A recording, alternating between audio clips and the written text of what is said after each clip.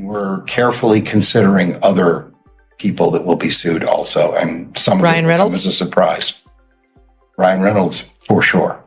He was involved in this to some extent. There was a meeting at their apartment at which Ryan Reynolds was so abused. Ryan Reynolds, once celebrated as the internet's favorite husband, just obliterated Blake Lively's lawsuit in the most ridiculous way imaginable. For a brief moment, Blake had nearly secured the public's sympathy with her harassment claims against Justin Baldoni. But, what Ryan Reynolds, has seemingly done, right, is used his power and influence to not only help Blake Lively take over this movie, but, he's used it, on Deadpool and to make fun of Justin Baldoni. But thanks to Ryan's latest masterstroke, that carefully built victim narrative has collapsed overnight. Instead of reinforcing her case, his antics turned it into a spectacle no one could take seriously. Being at their apartment at which you allege that there were some senior production people who witnessed him allegedly berate Justin Baldoni to the point where these third parties felt upset that they didn't do more to stand up for Justin. The chaos unfolded on January 4th, 2025, at precisely 7:23 p.m. inside the couple's lavish Tribeca penthouse. What was supposed to be a routine production meeting for It Ends With Us quickly spiraled into a three-ring circus that left even their closest allies stunned. Reynolds was so abusive, I think he would say, I was standing up for my wife who'd been sexually harassed by this guy and so on. Justin Baldoni had shown up to discuss the film's production details. Yet things went off the rails almost immediately when Ryan reportedly lost his composure. The spark? A remark Baldoni allegedly made about Blake's weight in connection to a lifting scene. A comment Ryan interpreted as a cruel fat-shaming insult. Now, she would say in this situation, she's the victim, Baldoni's the bad guy, and just to lay it out for the audience in a little bit more detail. From there, the drama became impossible to ignore. 3 separate noise complaints were filed that night, and the building's doorman, Eduardo Sanchez, later told TMZ he could hear the shouting from 30 floors below. Witnesses claim Ryan erupted into an expletive-laden tirade, even threatening to smash a priceless Baccarat vase over Baldoni's head.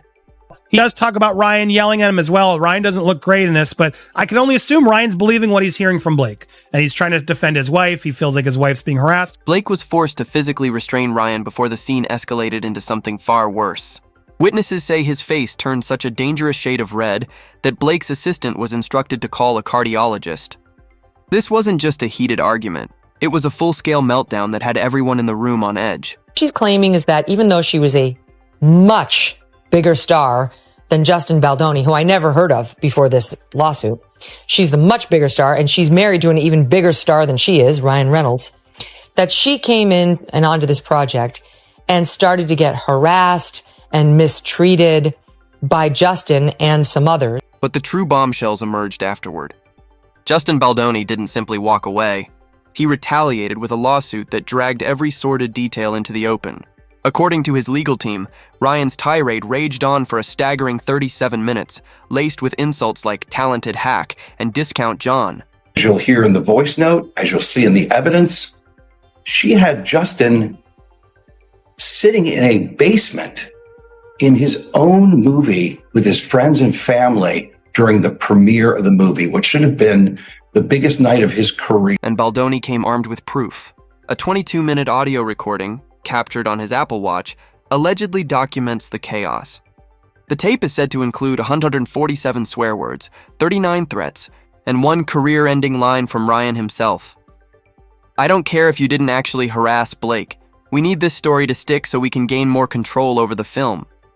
She went public with what happened, that he and his PR team determined to bury her, to ruin her, and that this wave of bad press we did see about Blake Lively when the film came out this past summer was not organic. It was totally orchestrated by Justin and his team. That single admission could completely annihilate Blake's harassment claims. Legal experts are already suggesting the recording reframes the entire case, painting Ryan and Blake not as victims, but as architects of a calculated PR scheme. And with forensic analysis verifying Ryan's voice at 99.7% accuracy, the consensus is clear. If this audio is admissible, it's game over. Lively's publicist, Leslie Sloan, was planting stories negative to Justin. And all Justin wanted to do, and it's all through the text messages. If the New York Times apparently reviewed 1,000 or more pages of text messages, they would have seen it. According to legal analyst Marjorie Steinberg, if a jury hears Ryan Reynolds all but confess to orchestrating a smear campaign, Blake's case is dead in the water.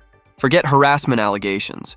This twist could flip the entire narrative, casting Baldoni as the wronged party in what now looks like a textbook Hollywood takedown.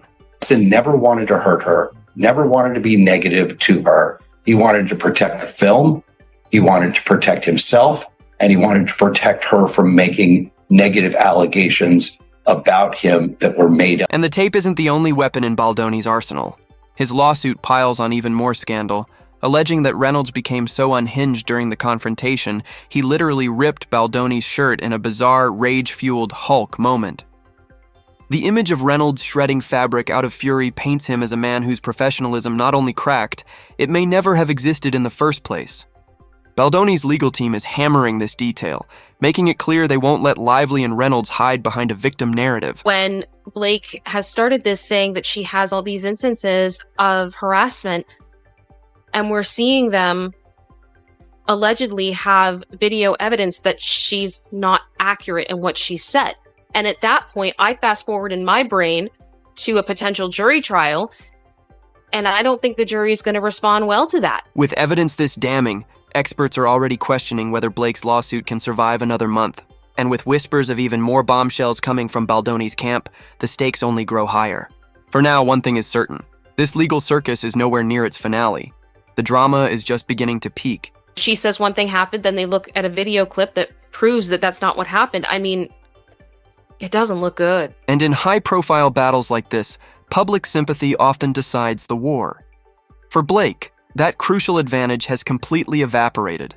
And ironically, the person most responsible is Ryan himself. What Ryan Reynolds, has seemingly done, right, is used his power and influence to not only help Blake Lively take over this movie, but, he's used it, on Deadpool and to make fun of Justin Baldoni. His trademark sarcasm, once his greatest PR weapon, backfired spectacularly with the release of Deadpool vs. Wolverine. The film featured a new parody character called Nice Pool, who just so happened to look and act suspiciously like Justin Baldoni. What Ryan thought was a clever Easter egg has now detonated into another legal headache. Here, girl! Who are you? Oh, I'm Deadpool. And I guess you're a Deadpool too. But in here, everybody calls me Nice Pool. Oh my goodness, wait till you see Lady Pool. She is gorgeous. She just had a baby too, and can't even tell. I don't think you're supposed to say that. That's okay. I identify as a feminist. Right. What I make of that is that if your wife is sexually harassed, you don't make fun of Justin Baldoni. You don't make fun of the situation. You take it very seriously. You file HR complaints. Baldoni's legal team wasted no time framing the parody as a deliberate smear. In their filing, they argue that Nice Pool, a man bun wearing, faux feminist caricature who delivers cringeworthy lines like, "My dream is to monetize the women's movement with a podcast. And here I am doing my part for feminism," wasn't coincidence. It was a calculated character assassination designed to undermine Baldoni right as his lawsuit against the couple gained traction. You raise the issue and you follow a legal process. What you don't do is mock the person and turn it into a joke. There's no question it relates to Justin. I mean, anybody that can watch that, the hair bun, the comment about the pregnancy. I mean, it's pretty obvious what's being done. But again, like if somebody is seriously sexually harassed, you don't make fun of it. It's a serious issue. Baldoni's lawyers made the connection immediately, linking Nice Pool directly to Baldoni's podcast and his well-publicized work on masculinity and gender equality. In their filing, they accused Reynolds of deliberately cooking up a malicious jab designed to tarnish Baldoni's reputation, right as everything else was unraveling. People were saying Blake Lively was inappropriate and a bully, and it wasn't the first time. And then we saw a bunch of videos. Here it is with that clip with reporter Kirsty Flaw. First of all, congrats on your little bump. Congrats on your little bump. This, they argued, wasn't just another Deadpool joke gone too far. It was a carefully timed stunt, unleashed in lockstep with the lawsuit to humiliate Baldoni in front of a global audience. Even the dialogue seemed too pointed to ignore, as if Reynolds had dropped the pretense entirely. Baldoni's attorney, Brian Fredman, called it nothing less than a full-on character assassination, right down to the man bun. People started noticing that Blake seemed sort of bullyish to this person who has far less power and stature in the industry than Blake does. And why did she do that?